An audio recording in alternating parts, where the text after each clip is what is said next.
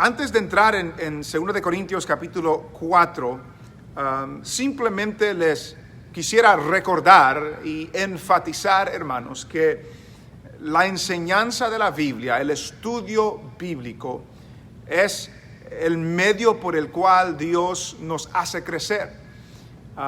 Recordaba temprano las palabras de Pedro que dice, como niños recién nacidos, desead la leche espiritual no adulterada para que por ella crezcáis para vida eterna. Dios ha establecido no solamente el medio de salvación, que es Jesucristo, sino también que ya siendo salvos, el medio por el cual podemos crecer, y uno de esos medios es la palabra del Señor. La oración, la comunión con los santos, el asistir a la iglesia, pero todo eso está fundamentado en la palabra del Señor. Así es que este tiempo que usted y yo tenemos hoy para poder meditar en la palabra del Señor es tan importante, es tan crucial, porque es por medio de esa palabra que el Señor nos hace crecer.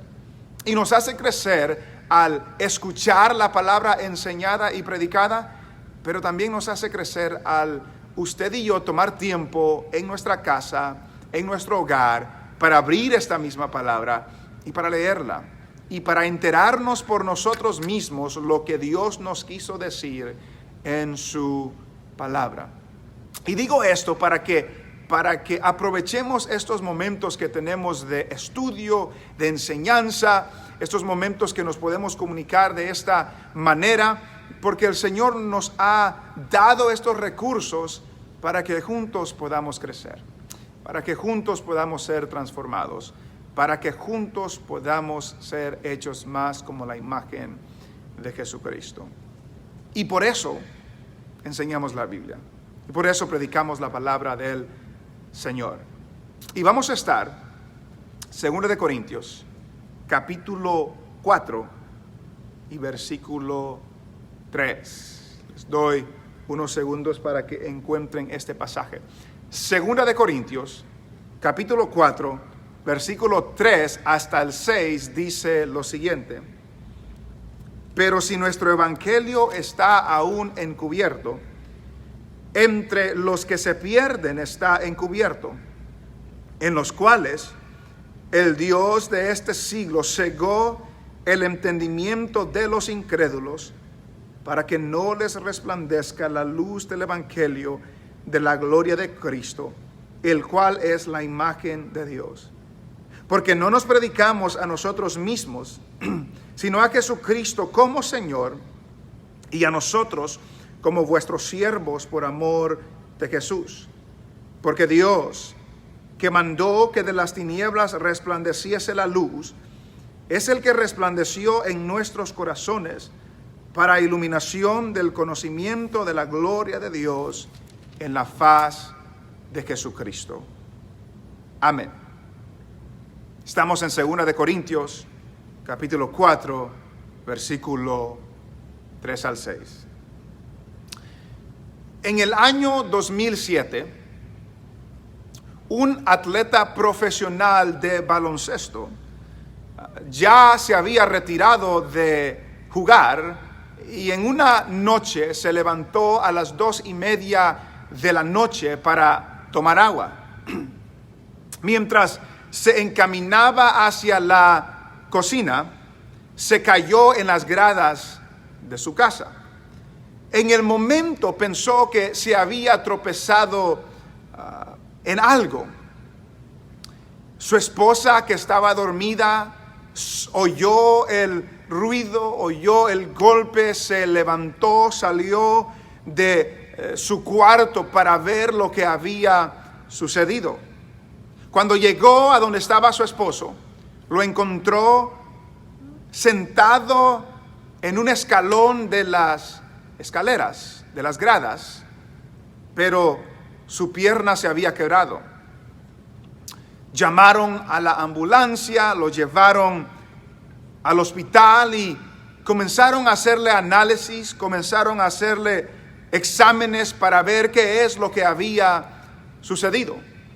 Y cuando vieron los resultados de los análisis, cuando vieron el resultado de los exámenes, descubrieron que esta persona tenía cáncer en los huesos. Él tenía una enfermedad que poco a poco estaba deteriorando su cuerpo. Él tenía una enfermedad que poco a poco le estaba quitando su salud.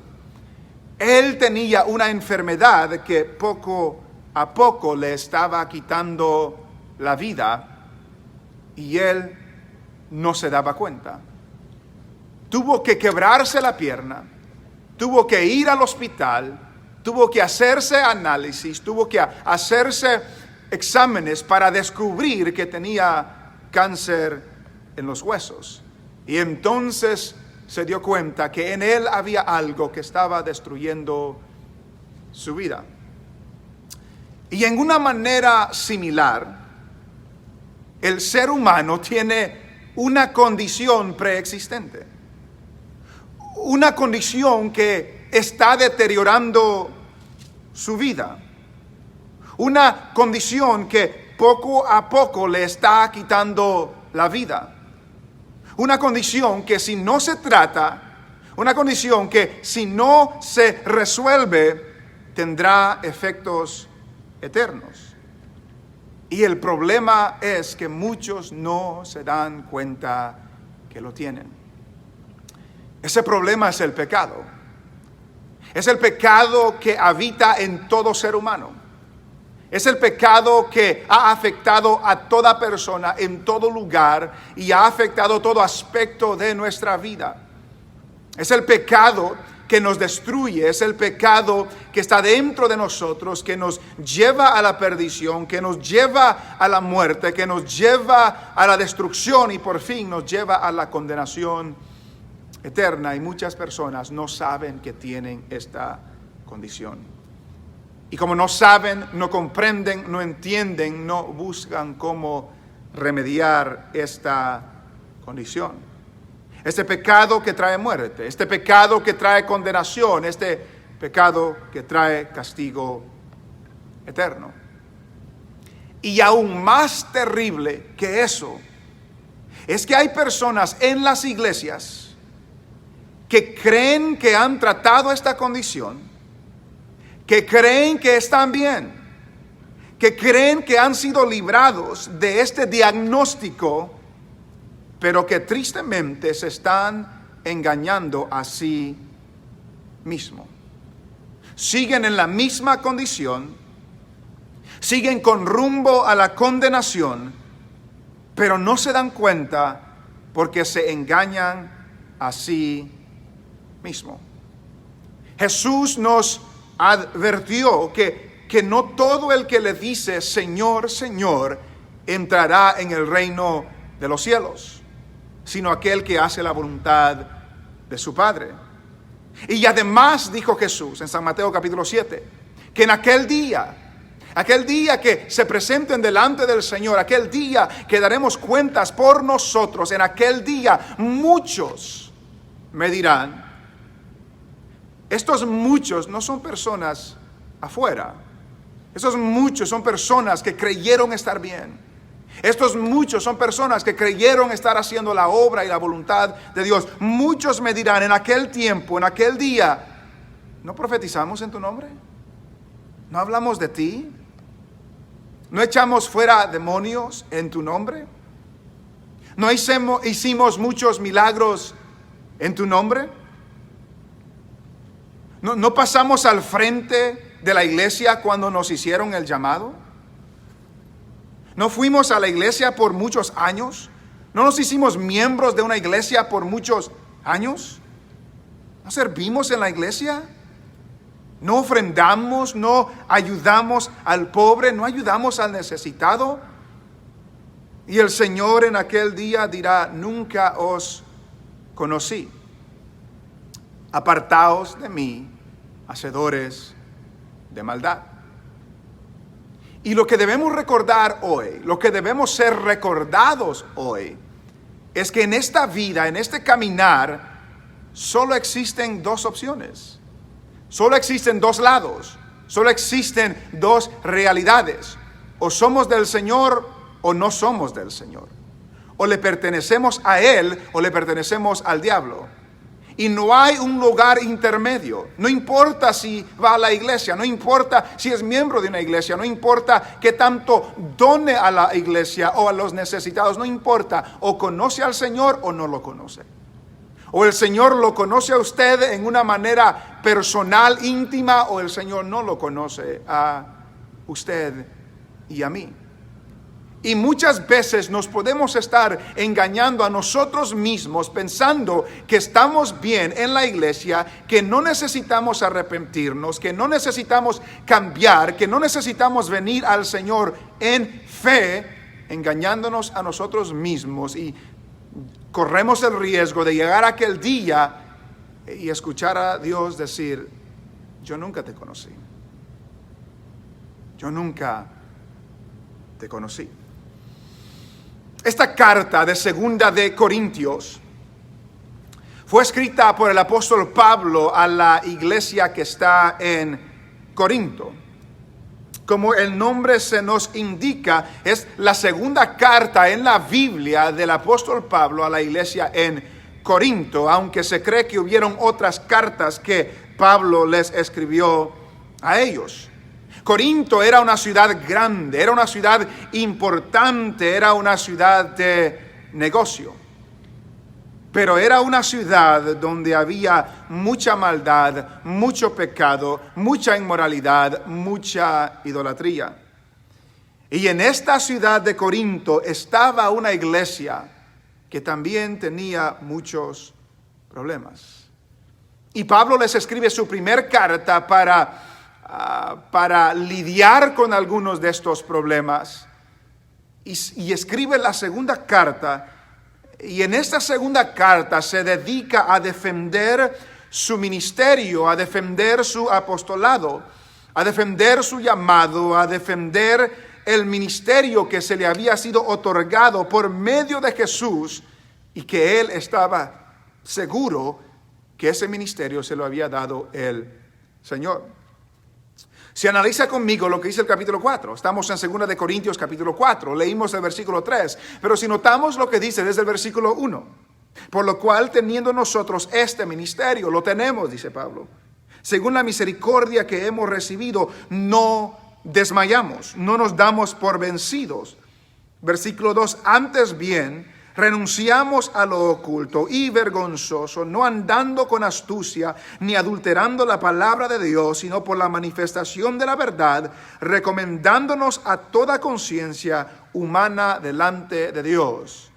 Le dice Pablo: nosotros hemos recibido este ministerio, lo hemos recibido por misericordia de Dios, y como lo hemos recibido, no andamos en cosas malas. No andamos en cosas ocultas, no andamos con astucia, no andamos con cosas vergonzosas, no adulteramos la palabra del Señor, no cambiamos lo que Dios ha dicho. Y en el versículo 3 que hemos leído, como que entra en una defensa, como que le estaban acusando: Pablo, si eres llamado, si Dios te ha dado este ministerio, ¿por qué muchas personas no creen en ti? ¿Por qué muchas personas no están creyendo? ¿Por qué muchas personas están rechazando este mensaje del evangelio? Y notamos que Pablo les dice en el versículo 3, pero si nuestro evangelio está aún encubierto, nuestro evangelio, el mensaje que proclamamos, el mensaje de Cristo, si este está aún encubierto, aún escondido, aún en secreto, dice, entre los que se pierden está encubierto. Si este evangelio está siendo rechazado, si este mensaje está siendo encubierto, si no lo entienden, si no lo captan, son los que se pierden los que no lo están entendiendo. Son los que se pierden los que no están captando.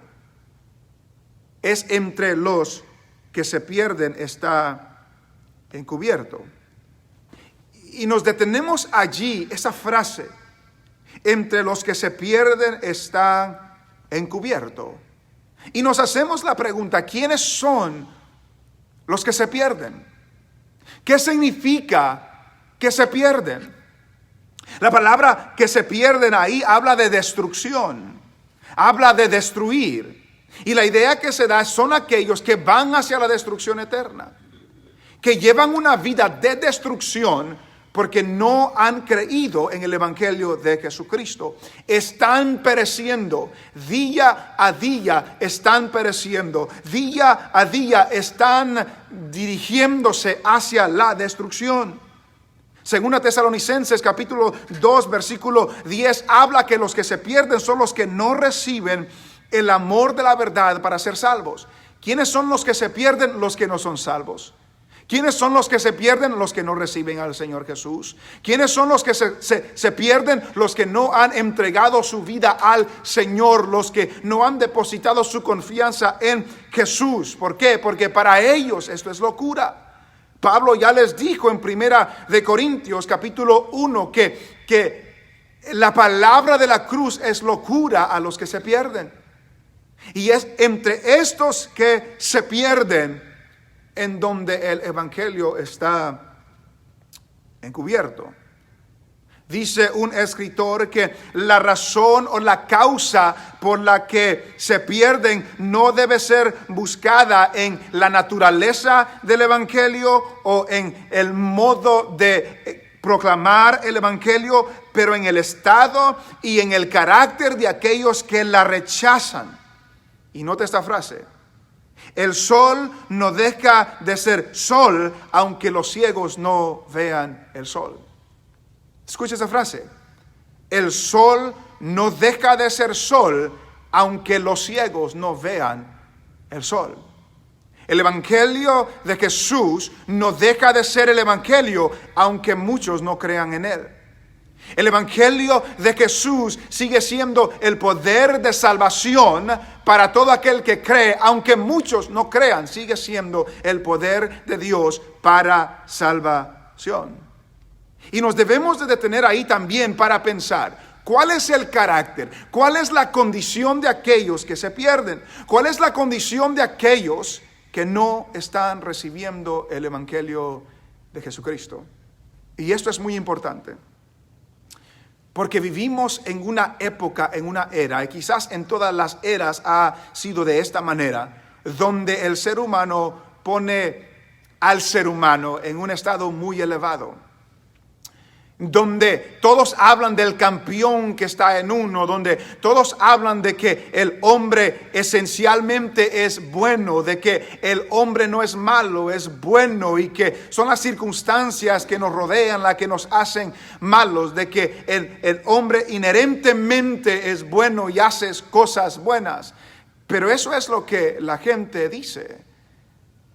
Habla con alguien y dice: no, yo soy una buena persona. No, yo no le hago mal a nadie. No, yo no ando matando a ninguna persona. Yo soy fiel a mi esposa. Y dan una lista de cosas en las cuales ellos son buenos. Sin embargo, el estándar no es lo que la gente dice. El estándar es lo que Dios ha dicho en su palabra. Y usted y yo, como cristianos, debemos de descansar en lo que Dios ha dicho en su palabra acerca de la condición del hombre. Y esto es en realidad para todo mundo. Para todo mundo. Para todo mundo. La Biblia nos dice que el hombre es pecador. Desde que nacemos en pecado.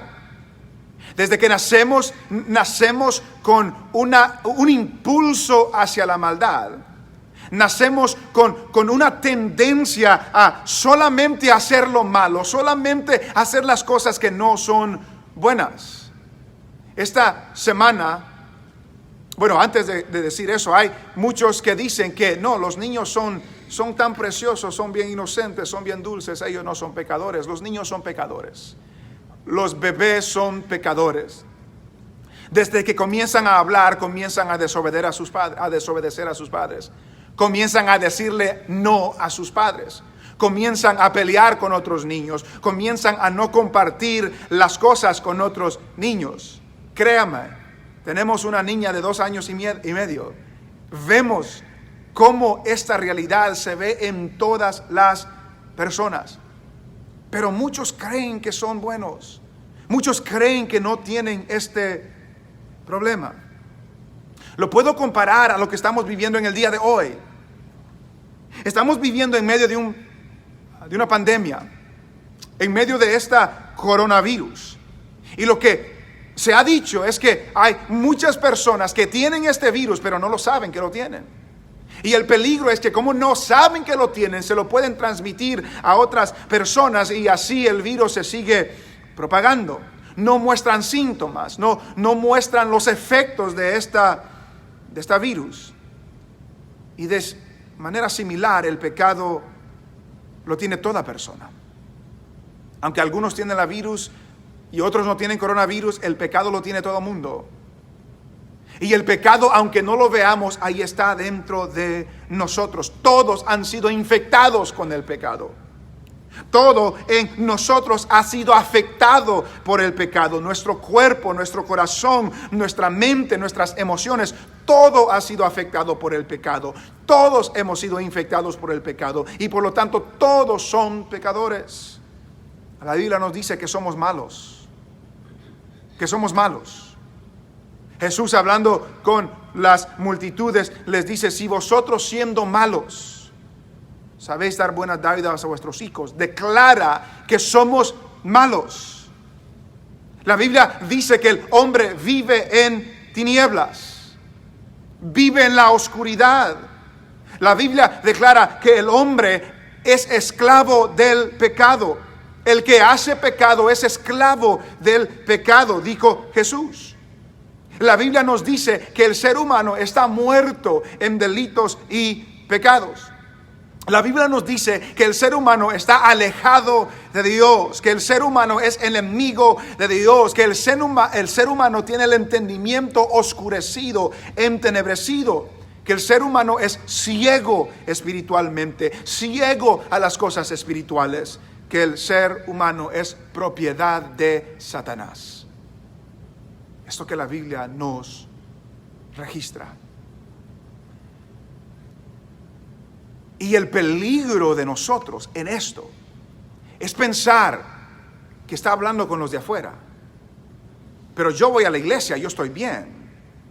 Que está hablando con los borrachos y los drogadictos y los mujeriegos y lo que queramos decir. Pero yo voy a la iglesia.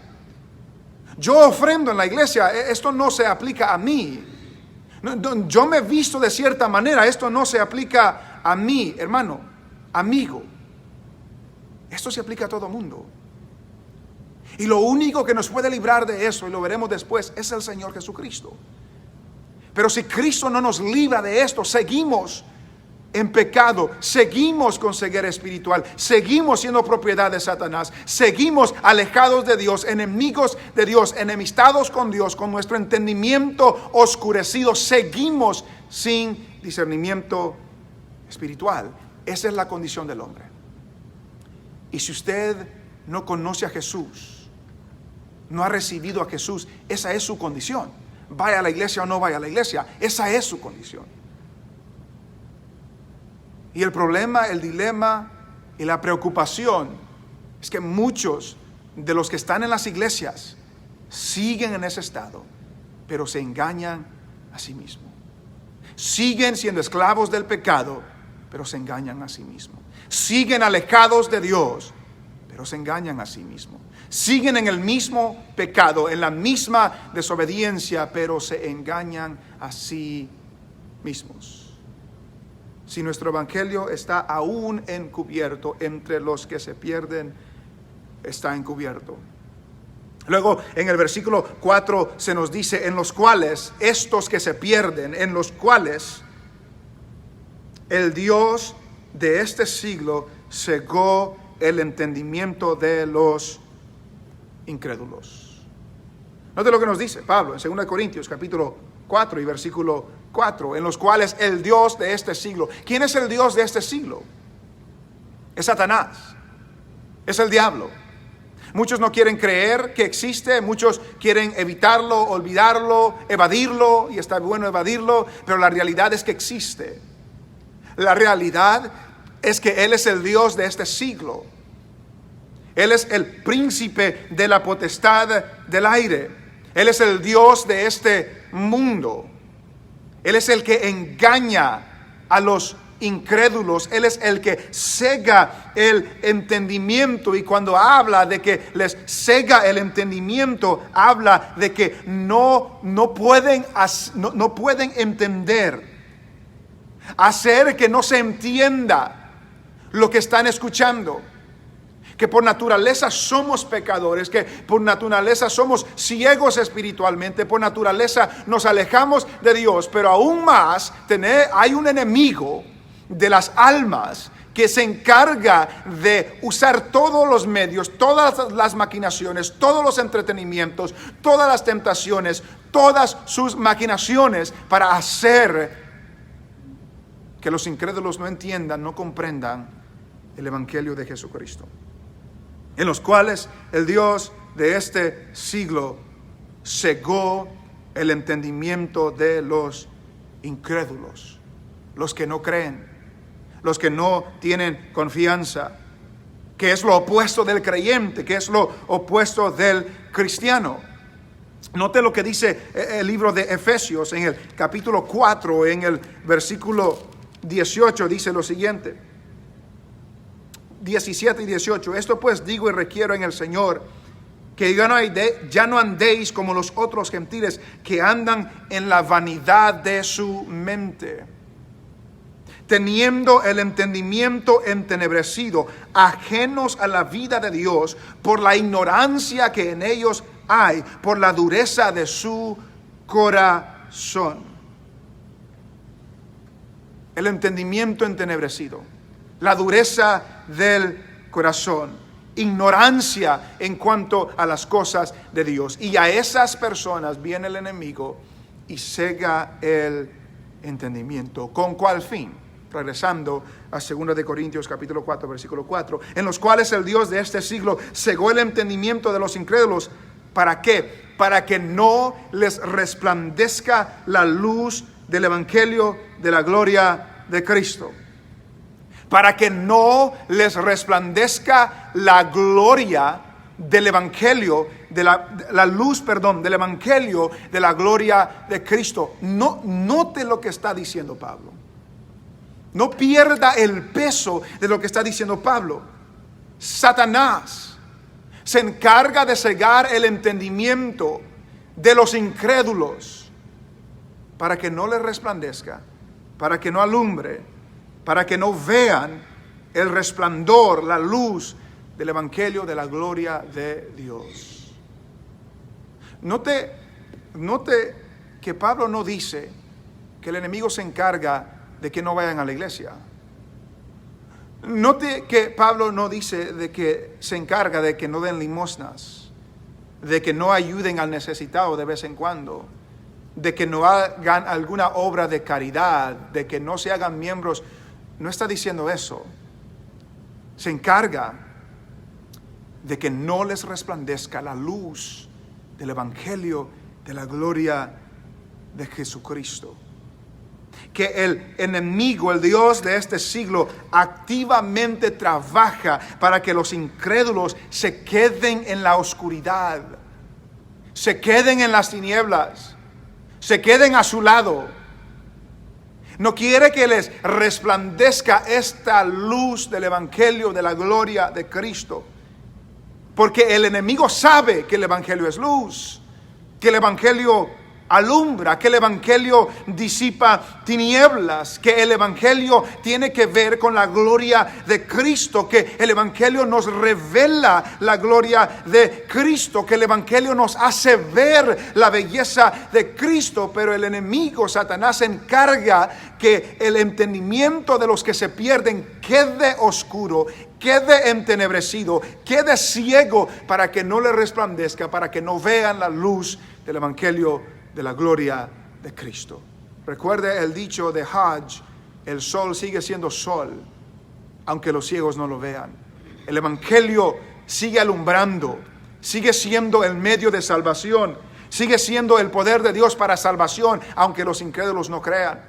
Aunque muchos se pierdan, el Evangelio sigue siendo la luz para salvación a todo aquel que está perdido.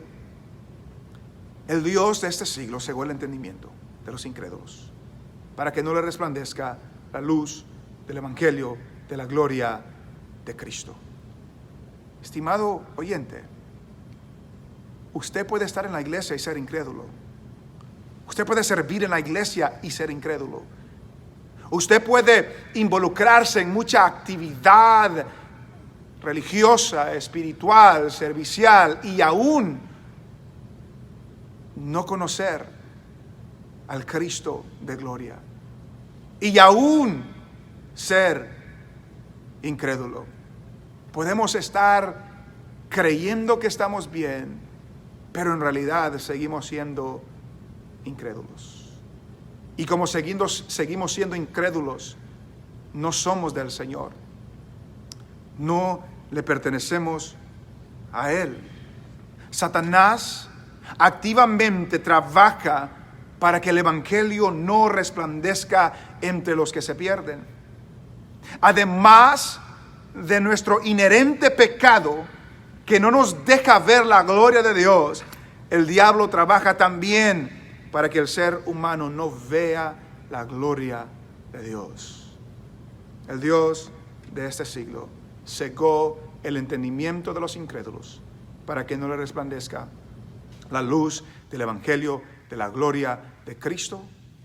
Y luego describe a este Cristo, el cual es la imagen de Dios. Este Cristo es la imagen de Dios. Jesús revela al Padre. Jesús es la sustancia de Dios. Colosenses 1:15 nos recuerda, Él es, hablando de Cristo, Él es la imagen del Dios invisible. Hebreos 1:3 nos recuerda que Jesús es el resplandor de la gloria de Dios, la imagen misma de su sustancia. Y dice un escritor que en el tiempo de Pablo, la imagen no era considerado algo distinto o diferente del objeto que representaba. En otras palabras, Cristo es la representación exacta de Dios mismo. No es una copia, es una representación exacta de Dios mismo. Y es a esta representación, a esta revelación, que el enemigo no quiere que usted conozca. Los que se pierden, no les ha resplandecido la luz del Evangelio de la gloria de Cristo, porque así los quiere tener el enemigo. Y de esta condición nadie se puede librar.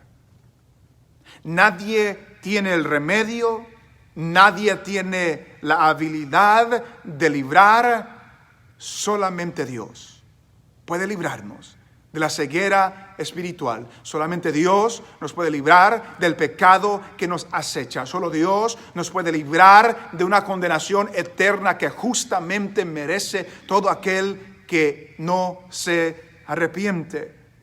Al principio dimos un ejemplo de un atleta que se quebró la pierna, no sabía que tenía cáncer, pero cuando fue a hacerse los exámenes y análisis, se dieron cuenta que tenía cáncer en los huesos. Y al descubrir esa enfermedad, comenzaron a tratarla. Tuvieron operaciones, tuvieron quimioterapia, tuvieron un largo proceso para tratar de erradicar la enfermedad, pero no se pudo erradicar. Tuvieron que amputar su pierna para tratar de detener la propagación de esa enfermedad, de ese cáncer. Pero meses más tarde, esta misma persona muere por los efectos de la quimioterapia en su cuerpo. Y ponemos el ejemplo de esta persona que tenía una enfermedad que no la conocía. Y aun cuando la conoció, hicieron todo lo que pudieron para resolver, para librar, para dar salud, y no se pudo. Y estimado oyente, la enfermedad del pecado que usted y yo tenemos, nadie la puede quitar. Nadie nos puede librar de ello. Y aunque reconozcamos y sepamos que la tengamos, nadie, no hay ningún consejo, no hay ningún psicólogo, no hay ningún doctor, no hay ningún sacerdote, no hay ningún pastor que lo puede librar y le puede quitar esa mancha del pecado. No hay. El único que lo puede hacer es Dios, lo cual lo veremos en algún momento.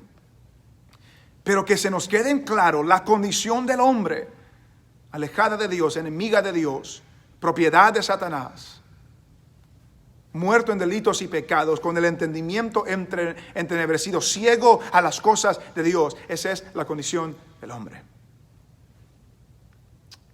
Pero en el versículo 5 y 6, Pablo cambia el enfoque. Habla de el evangelio encubierto entre los que se pierden. Habla de que los que se pierden han sido cegados por el Dios de este siglo para que no le resplandezca la luz del evangelio. Pero el versículo 5 nos dice, porque no nos predicamos a nosotros mismos. Después de hablar de la ceguera espiritual que el Dios de este siglo da o hace, luego dice, pero nosotros no nos predicamos a nosotros mismos. Nuestra predicación no se trata de nosotros. Nuestra proclamación no se enfoca en nosotros. No se debe de enfocar en nosotros, lo que hemos hecho, lo que hemos alcanzado. No nos promovemos a nosotros mismos. Nuestro anuncio no es egocéntrico, exaltando a la persona, no lo es. Pablo nos recuerda eso, no nos proclamamos, no nos predicamos a nosotros mismos. Entonces, ¿qué es lo que predicamos? ¿Qué es lo que anunciamos? Si no, dice, a Jesucristo. No nos anunciamos a nosotros mismos, sino que nosotros anunciamos a Jesucristo. Nuestro mensaje es Cristo céntrico. Nuestro anuncio proclama a Jesús. Nuestra proclamación llama la atención a Cristo, no a nosotros. Llama atención al evangelio de Jesucristo. Llama atención al hecho de que Cristo es la imagen de Dios. Llama atención a la obra de Cristo, al sacrificio de Cristo, a la salvación de Cristo, a la gloria de Cristo, a la majestad de Cristo y al regreso de Cristo. No nos predicamos a nosotros mismos, sino que proclamamos a Jesucristo. Tenga eso muy claro. Hay muchos que hablan de sí mismos. Hay muchos que hablan más de sí mismos en sus mensajes, en sus predicaciones, que Cristo, que la gloria de Cristo. Hermanos, no debe ser así. Yo he escuchado a evangelistas y a diferentes ministros, por así decirlo, que hablan de lo que hicieron en este país, de lo que hicieron allá, y lo que hicieron aquí, y lo que hicieron allá, pero no hablan de Cristo. No nos predicamos a nosotros mismos, sino a Cristo. Y en específico dice Pablo, sino a Jesucristo como Señor. Sino a Jesucristo como Señor. Y no perdamos la implicación de Señor. Señor habla de Dios. Predicamos a Jesucristo como el Señor, de que Él es Dios, de que Él es Rey, de que Él tiene la autoridad, de que Él es el mayordomo. Y en específico, en el contexto de lo que estamos aplicando hoy, de que Jesucristo es el Señor de nuestras vidas. Él es el Señor de nuestras vidas. Y es ahí donde a veces nos podemos engañar a nosotros mismos pensando que estamos bien, pero Cristo no es el Señor de nuestras vidas. No se demuestra en nosotros que Cristo está haciendo algo sobrenatural. En un canto en inglés tiene una frase que dice: si Él es Señor, todo lo que compite con Él pierde. Note esa frase.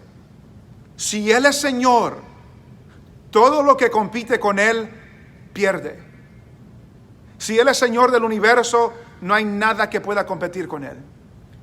Pero si Él es Señor de su vida y Él es Señor de mi vida, todo lo que compite con Él, todo lo que quiere llevar mi atención, todo lo que quiere distraerme, todo lo que quiere mis afectos y mis emociones y mi devoción, todo eso, toda esa competencia pierde, porque Jesús es el Señor, porque Él es el soberano, porque Él es el Rey, porque no nos predicamos a nosotros mismos, sino a Jesucristo como Señor, y a nosotros como vuestros siervos por amor de Jesús.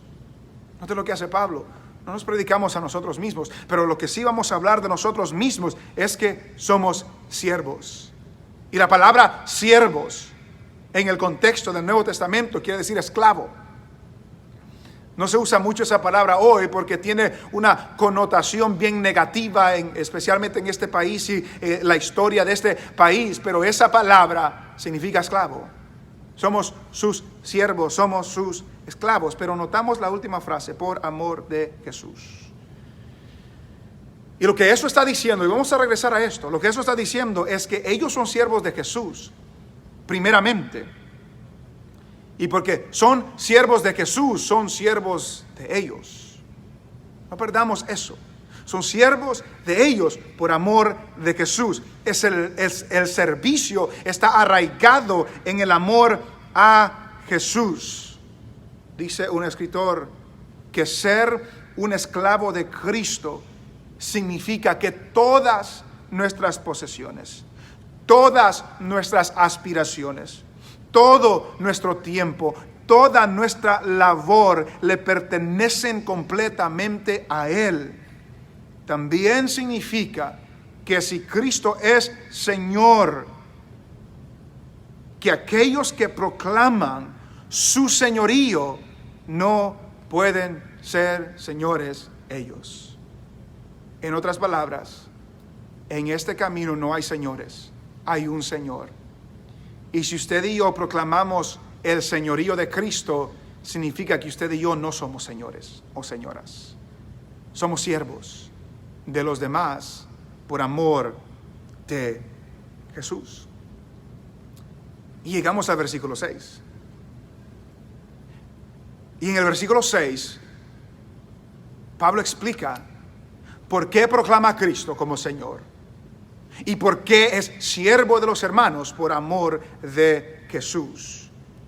Y en el versículo 6 dice, de 2 de Corintios capítulo 4, el versículo 6, porque Dios, recuerden lo que dijimos al final del versículo 4, nadie nos puede librar de esta condición, nadie nos puede librar de esta condenación, nadie nos puede librar del castigo eterno, nadie nos puede librar de la esclavitud de pecado en la que el ser humano se encuentra, solamente Dios. Y luego en el versículo 6, porque Dios. ¿Por qué proclamamos a Cristo? Porque Dios. ¿Por qué somos siervos de los hermanos? Porque Dios. Y noten lo que dice, porque Dios, que mandó que de las tinieblas resplandeciese la luz. Porque Dios, este Dios que mandó que de las tinieblas resplandeciese la luz. Note la comparación. Está regresando a Génesis. Está regresando a Génesis capítulo 1, versículo 3, donde Dios dijo, y dijo Dios, sea la luz. Y fue la luz. Porque Dios, que mandó que de las tinieblas resplandeciese la luz, el que dio una orden con su voz para ser obedecida en el principio de la creación, porque Dios que mandó que de las tinieblas resplandeciese la luz, es el que resplandeció en nuestros corazones. Porque Dios, estando muertos en delitos y pecados, estando en tinieblas, estando en pecado, estando alejados de Dios, enemigos de Dios, pertenencia, posesión de Satanás, porque Dios que mandó que de las tinieblas resplandeciese la luz, Él es el que resplandeció en nuestros corazones. La Nueva Versión Internacional dice, Él es el que hizo brillar su luz en nuestro corazón. Es el que resplandeció, es el que alumbró, es el que encendió, es el que hizo brillar en nuestros corazones. en lo más oscuro, en lo más profundo, donde nadie puede llegar, donde nadie puede penetrar, donde ninguna medicina, ningún consejo, ningún psicólogo, ningún psiquiatra, ningún cirujano, nadie puede llegar a la profundidad del corazón oscuro, en tiniebla, alejado de Dios. Pero Dios, que resplandeció al principio, que hizo que de la luz resplandeciese las tinieblas, es el que resplandeció en nuestros corazones. Es el que puede llegar al corazón. Es el que puede solucionar el problema del pecado. Es el que nos puede librar de la condenación eterna, porque Dios, que mandó que de las tinieblas resplandeciese la luz, es el que resplandeció en nuestros corazones. ¿Para qué resplandeció Dios en nuestros corazones? Para iluminación del conocimiento de la gloria de Dios. Dios resplandeció en nuestros corazones para iluminación del conocimiento de la gloria de Dios. Nos iluminó, nos hizo ver, nos hizo captar, nos hizo entender. Un escritor dice que la iluminación no consiste en dar revelación nueva. Dios no revela cosas nuevas. La iluminación no consiste en dar revelación nueva, sino en una obra dentro de nosotros que nos capacita para captar y amar la revelación que se halla ante nosotros en el texto bíblico que oímos y leemos y que nos explican los maestros y escritores. Cuando dice que Dios iluminó nuestros corazones, está diciendo que Dios nos hizo ver lo que la Biblia dice. Dios nos hizo entender lo que la Biblia dice, lo que nos han dicho, lo que nos han enseñado. Dios nos ilumina para conocer su gloria. Dios nos ilumina para conocer a Él mejor, para conocerle mejor. Dios nos ilumina para entender lo que Él ha revelado. Dios nos abre la mente, Dios nos traslada del reino de tinieblas al reino de luz. Es una obra sobrenatural de Dios que solamente Dios la puede hacer. Note la comparación. Pero Dios, que mandó que de las tinieblas resplandeciese la luz, ¿quién le ayudó a Dios a dar ese mandato? Nadie. ¿Quién le ayudó a Dios para mandar que la luz resplandezca? Nadie. ¿Qué papel jugó algo más para eso? Nadie. Y eso nos apunta a la realidad de que solamente Dios puede dar vida. Solamente Dios puede abrir mentes, puede abrir corazones, puede abrir ojos. Solamente Dios puede quitar la ceguera espiritual. Solamente Dios puede iluminar los corazones. Solamente Dios puede hacernos ver la gloria, la dulzura, la magnitud de nuestro Señor Jesucristo. Es una obra sobrenatural que solamente Dios puede hacer. Nadie más. Nadie más. No hay nada que el hombre pueda hacer, por tanto que se esmere, para ver esa luz. Solamente Dios lo puede hacer. Y se encuentra en la faz de Jesucristo. Esa gloria se ve en Jesucristo, en la cara, en el rostro de Jesús. ¿Y a qué queremos llegar con esto? ¿A qué queremos llegar con esto?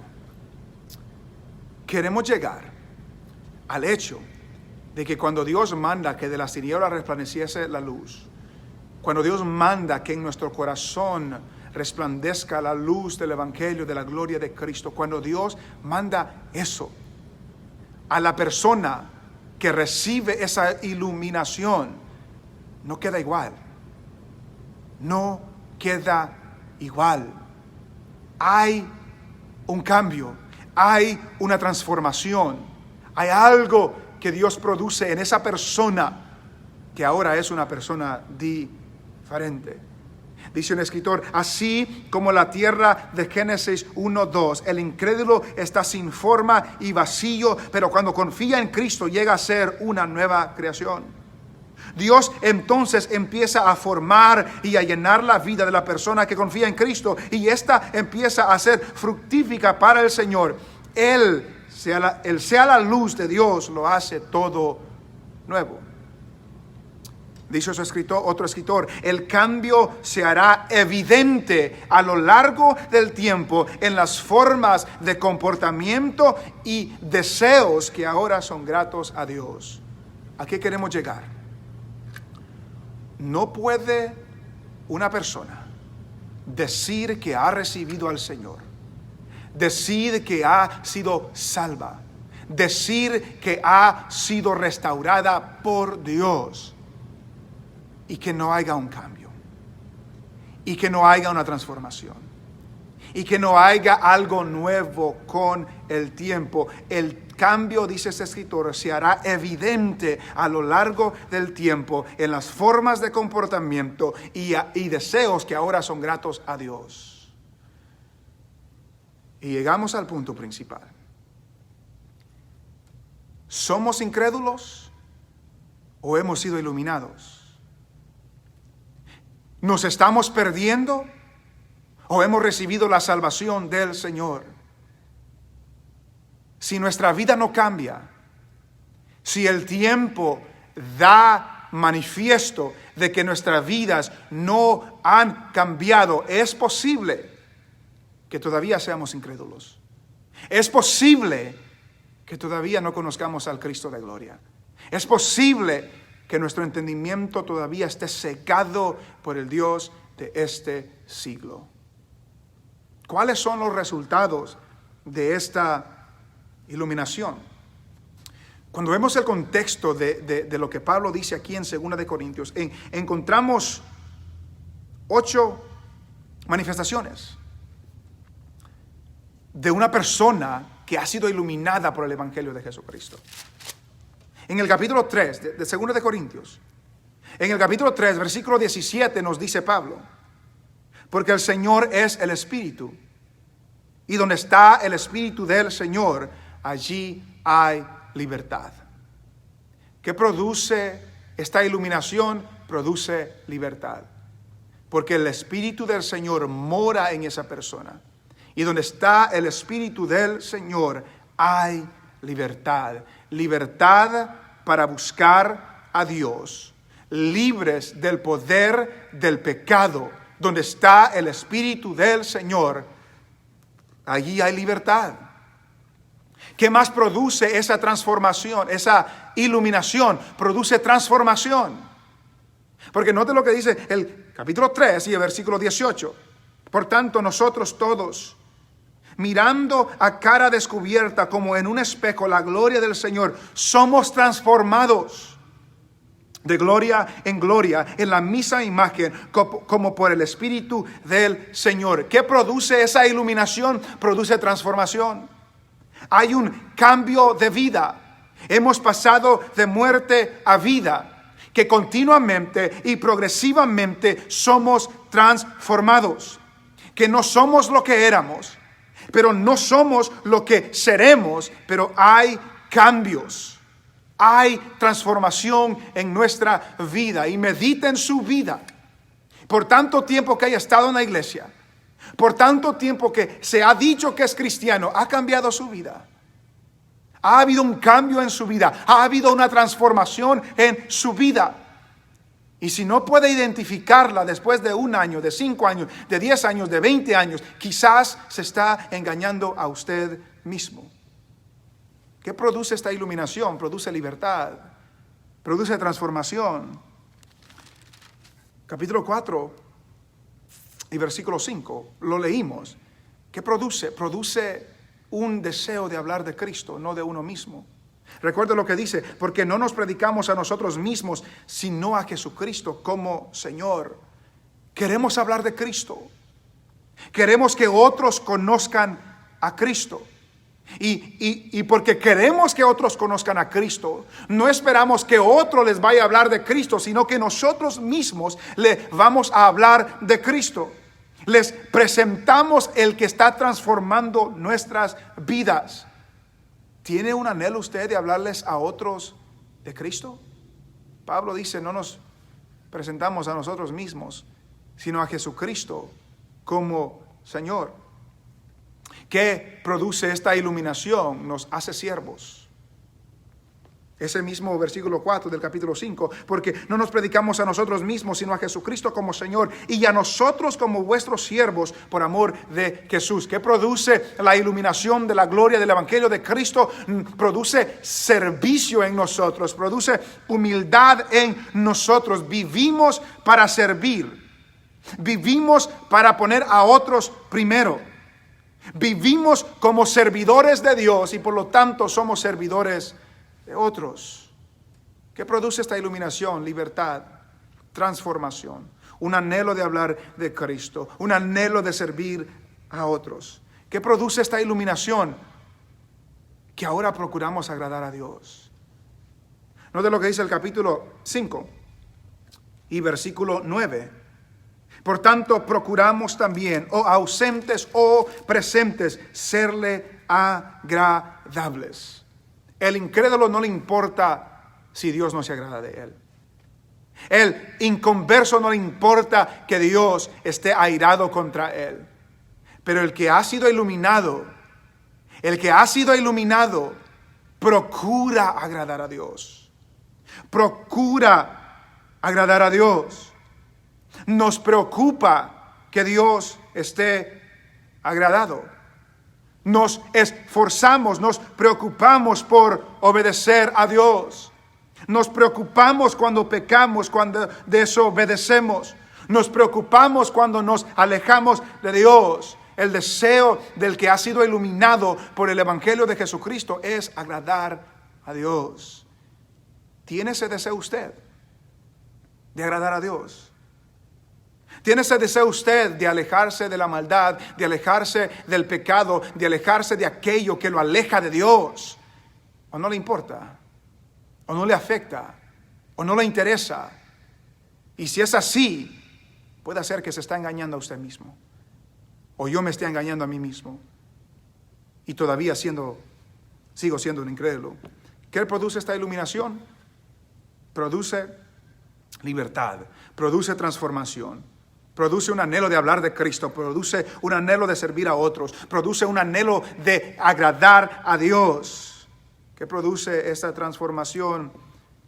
Produce la realidad de que ya no vivimos para nosotros mismos, sino que vivimos para Dios. Note lo que dice el capítulo 5 y versículo 14 y 15, porque el amor de Cristo nos constriñe pensando esto, que si uno murió por todos, luego todos murieron, y por todos murió para que los que viven ya no vivan para sí, sino para aquel que murió y resucitó por ellos. ¿Qué produce esta iluminación del conocimiento de la gloria de Cristo por el Evangelio? Que ya no vivimos para nosotros, vivimos para aquel que murió y resucitó por nosotros. ¿Por quién vive usted? ¿Por quién vive usted? ¿Vive para usted mismo? ¿Vive para sus antojos? ¿Para sus anhelos? ¿Para sus propósitos? Eso no es evidencia de alguien que ha sido iluminado por el testimonio, por la proclamación del Evangelio de Jesucristo. ¿Qué produce esta iluminación? Que somos una nueva criatura. Capítulo 5, versículo 17. De modo que si alguno está en Cristo, nueva criatura es.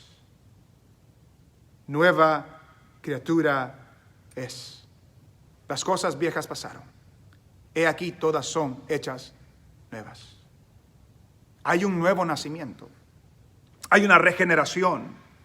Somos cambiados, tenemos nueva vida, tenemos nuevos intereses. Cuando habla de que somos nueva criatura, las cosas viejas pasaron. Los intereses que usted tenía antes se fueron, tienen nuevos intereses. Los deseos que antes tenía se fueron, tienen nuevos deseos. Las metas que antes tenía se fueron, ahora tienen nuevas metas. La perspectiva que antes tenía se fue, ahora tiene una nueva perspectiva porque ha sido iluminado por la gloria del Evangelio de Jesucristo. ¿Qué produce esta iluminación? Somos hechos justicia de Dios. Versículo 21 del capítulo 5. Al que no conoció pecado, por nosotros fue hecho pecado, para que nosotros fuésemos hechos justicia de Dios en él. Somos declarados inocentes. Nos podemos presentar a Dios porque somos hechos justicia de Dios en él. Ese es el resultado, y hay más que podemos ver en la Biblia, pero en este contexto de 2 Corintios, este es el resultado de ser iluminados por la gloria del Evangelio de Jesucristo. Tenemos libertad, hay transformación, hablamos de Cristo, vivimos para servir, procuramos agradar al Señor. Ya no vivimos para nosotros, sino para Dios. Somos una nueva criatura, somos hechos justicia de Dios en Él. Y la pregunta para nosotros hoy es: ¿hemos nacido de nuevo? Hemos sido iluminados, hemos sido transformados, estamos siendo transformados, estamos cambiando, o nos estamos engañando a nosotros mismos. Note lo que este escritor dice: los resultados pueden verse de una vez. Mediten esta lista y piensen en su vida. ¿Cuáles son los resultados de que alguien es del Señor? Una auténtica confianza en Cristo en cuanto a su salvación. Una seguridad del perdón de sus pecados. Un deseo de leer la Biblia y de orar. Y un sentido de que estas son actividades espirituales significativas. Se deleita en la adoración. Siente el deseo de la comunión cristiana, un deseo sincero de ser obediente a la palabra de Dios, según la encuentra en las Escrituras, y un deseo de hablarles a otros acerca de Cristo. Ha sido iluminado, ha recibido al Señor. Si su vida no ha cambiado después de 5, 10, 15 años, si el apetito de leer la Biblia no progresa después de 5, 10, 15 años, si seguimos en el mismo pecado después de 5, 10, 15 años, tengamos cuidado, porque puede ser que nos estamos engañando a nosotros mismos. Puede ser que simplemente somos religiosos. Puede ser que estamos cegados por el enemigo. Puede ser que no le pertenecemos a Dios, pero le pertenecemos al diablo. Pero gracias a Dios que hoy estamos escuchando esta palabra. Gracias a Dios que hoy somos recordados que el único que puede librarnos de ese pecado, el único que puede librarnos de esa condenación, de esa condición mortal del hombre, se llama Jesucristo. Es el Evangelio de Jesucristo. Es ver la gloria del Evangelio de Jesucristo. Y es Dios impartiendo vida en las personas que están muertas en delitos y pecados. Y esta tarde puede ser la tarde donde Dios le dé vida a su vida. Esta tarde puede ser la tarde donde usted se arrepiente de sus pecados y tiene fe en el Señor, sea por la primera vez, sea por, aunque ha estado en la iglesia por 5 años, por 10 años, por 15 años, hoy puede recibir al Señor para que su vida tenga libertad, para que la transformación comience, para que usted se preocupe por agradar a Dios, para que usted se preocupe por serle fiel al Señor.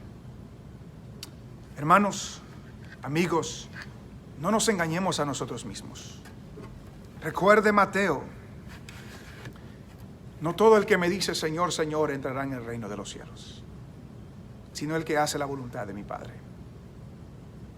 Muchos me dirán en aquel día: Señor, ¿no profetizamos en tu nombre? ¿No echamos fuera demonios en tu nombre? ¿No hicimos milagros en tu nombre? Y Él les responderá: nunca los conocí. Apartaos de mí, hacedores de maldad. En Cristo hay esperanza. En Cristo hay salvación. En Cristo hay libertad. Y la invitación para cada uno de ustedes hoy es que se arrepienta de su pecado y confíe en Jesús y que no sea incrédulo, sino creyente.